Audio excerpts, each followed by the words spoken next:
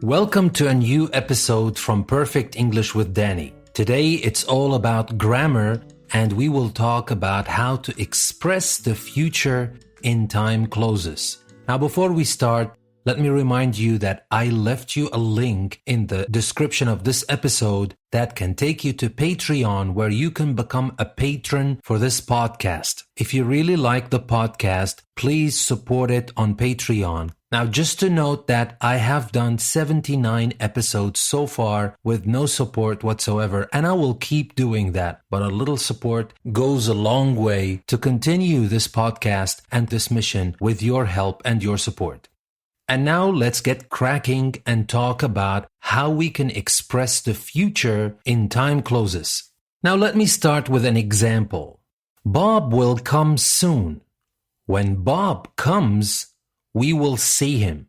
Now I want to focus a little bit on what I said in this example. Now I started with Bob will come soon. And we already know that we can use will or be going to express the future, among other ways, of course. But for now, let's just focus on these two. Here it is very easy. It's obvious. We said Bob will come soon, and will here shows that we're talking about the future. But then I move to the second part, or to the second sentence in this example. When Bob comes, we will see him. Now here, I said when Bob comes. I did not say when Bob will come or when Bob is going to come. I simply used the present simple. When Bob comes, we will see him. But if you read the whole thing again, Bob will come soon, so Bob is still not here. It's gonna happen in the future. When Bob comes, that's also in the future. We will see him. Obviously, that is in the future as well. So what do we make out of this?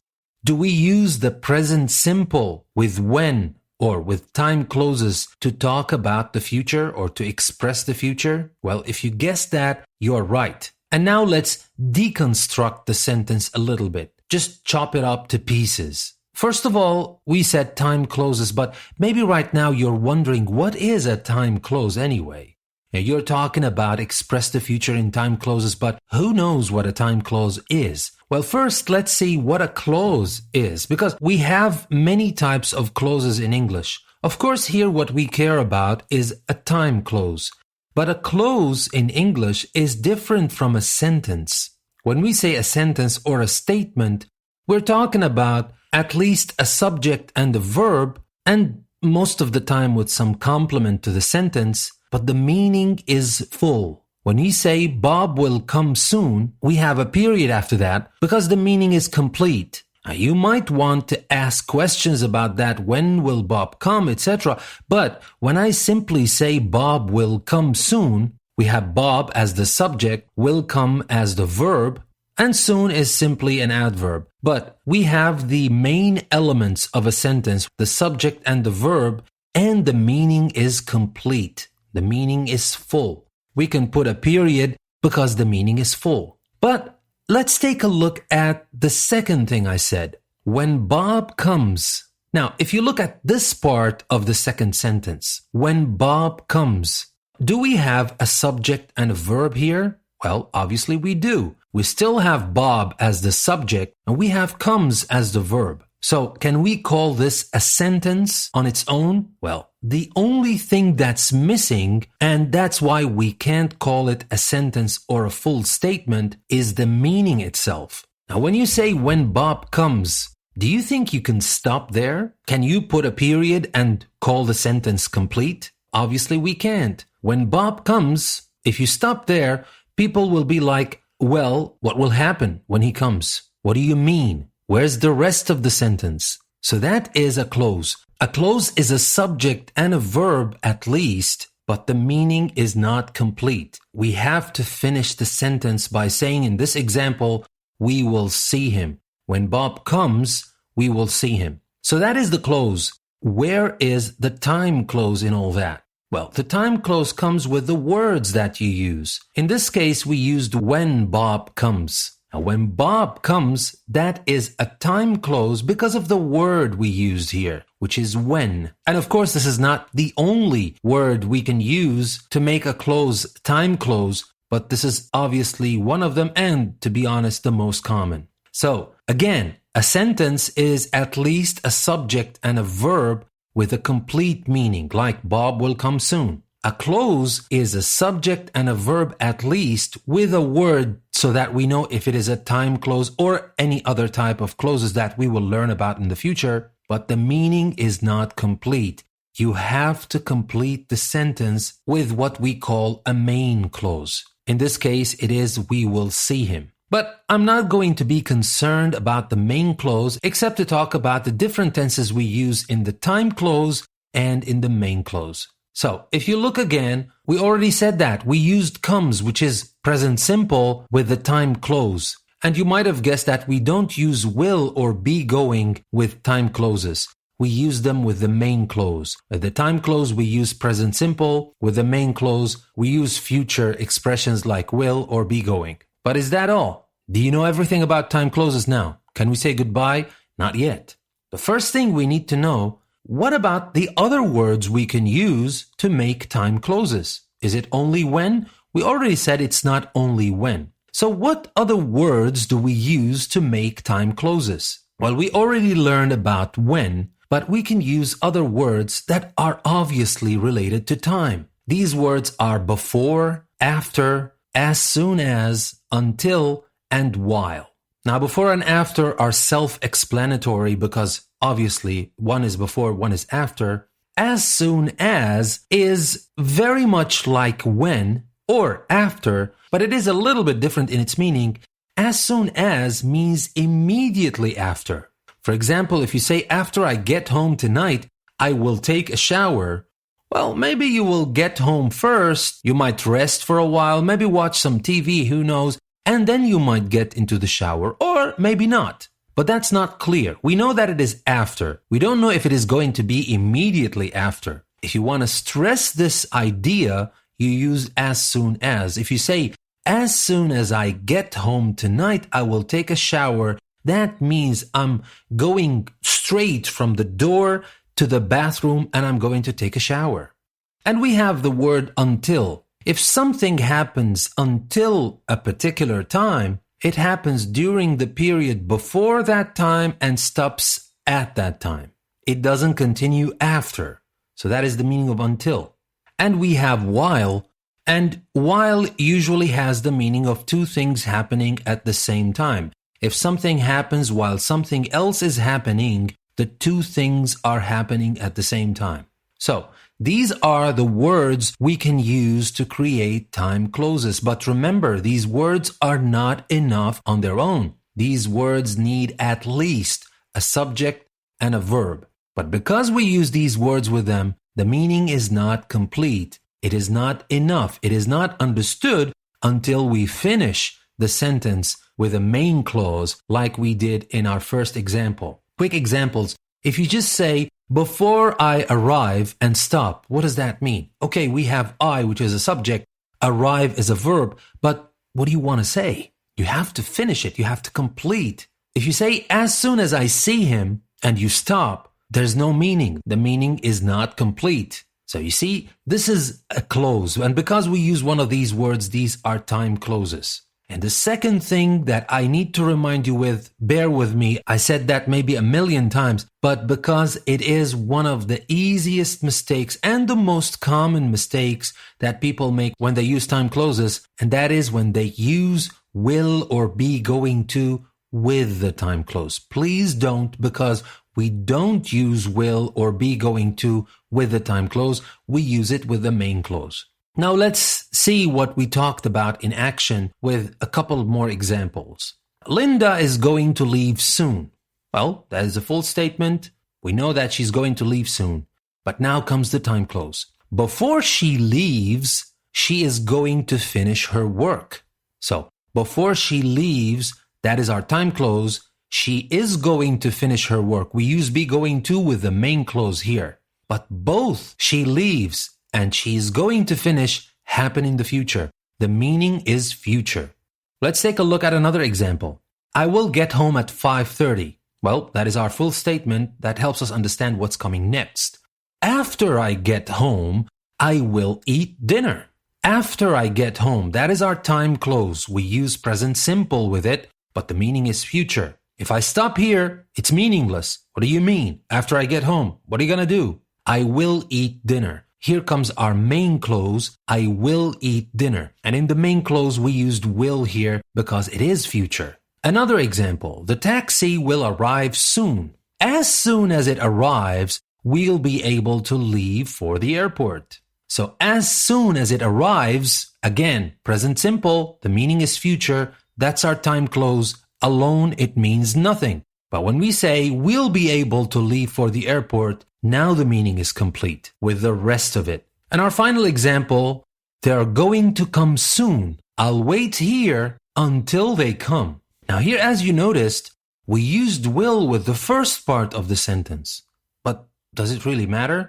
I never said that we use will with the first part or the second part of the sentence. I said that we don't use will with the time close. Now, if the time close comes at the beginning of the sentence, you don't use it there. If the time close comes at the end of the sentence, you don't use will or be going to with it, wherever it is, at the beginning of the sentence or in the second part of the sentence. It doesn't matter. And that brings us to another idea.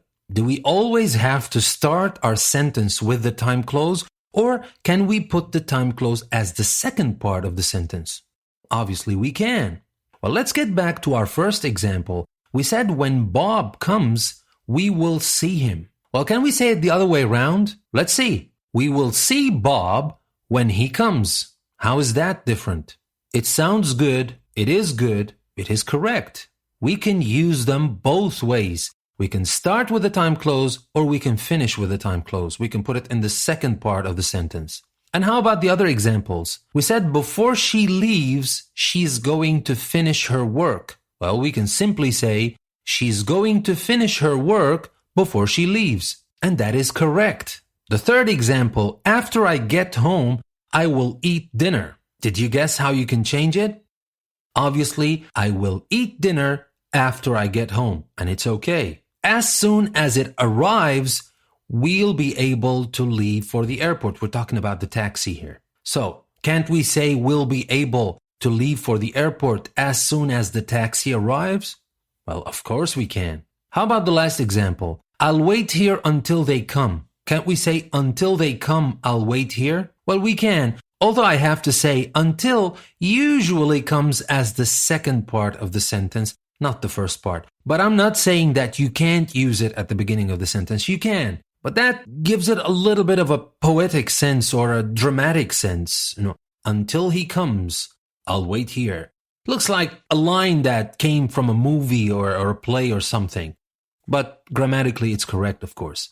Now, one thing you need to note that if you put the time close at the beginning of the sentence, you need to put a comma after the time close. So for the first one, we said, when Bob comes, we will see him. Now, if you use that, if you put the time close at the beginning of the sentence, you need to separate the time close from the main close using a comma. When Bob comes, comma, we will see him. And this comma is not garnish. It's not decoration. It's grammar.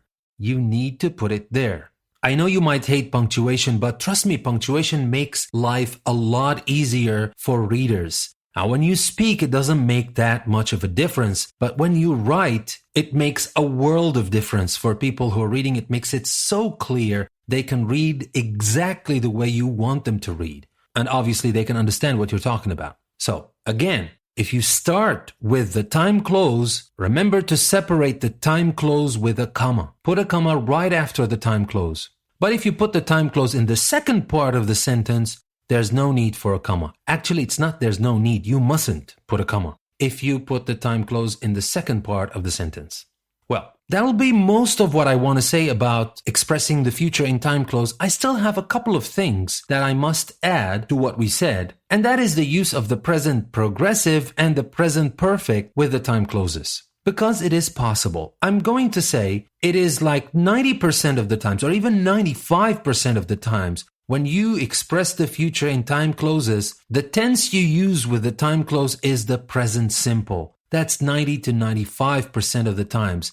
But sometimes for specific meanings, especially if you want to emphasize a meaning, you can use the present progressive in a time clause. For example, while I'm traveling in Europe next year, I'm going to save money by staying in youth hostels.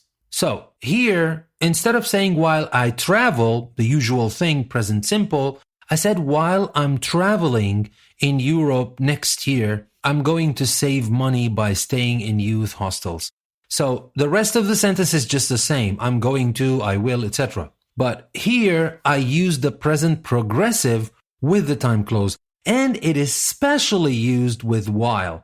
Because remember, while has this meaning that two things are happening at the same time, and it has that continuous meaning, progressive meaning.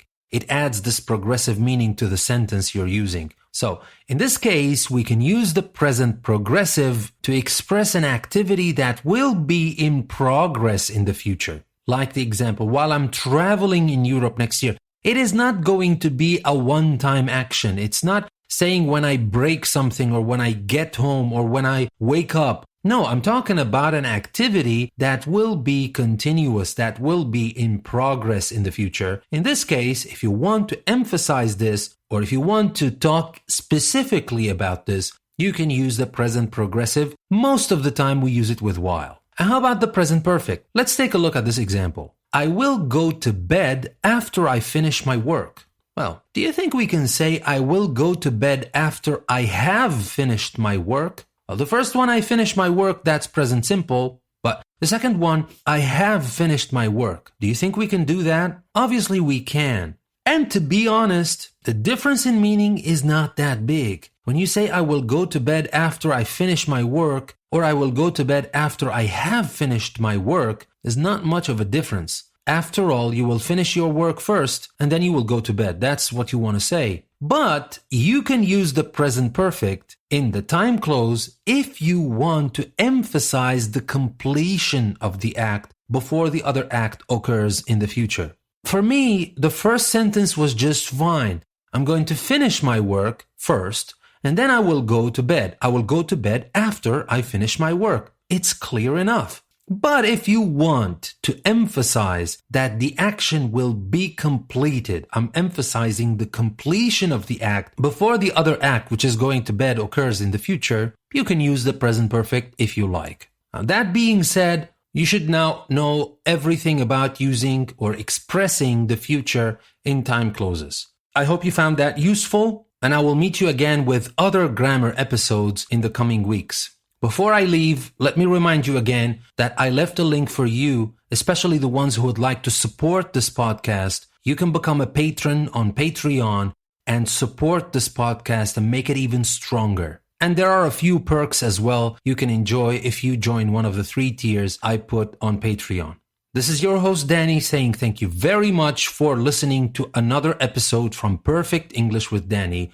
I'll see you next time.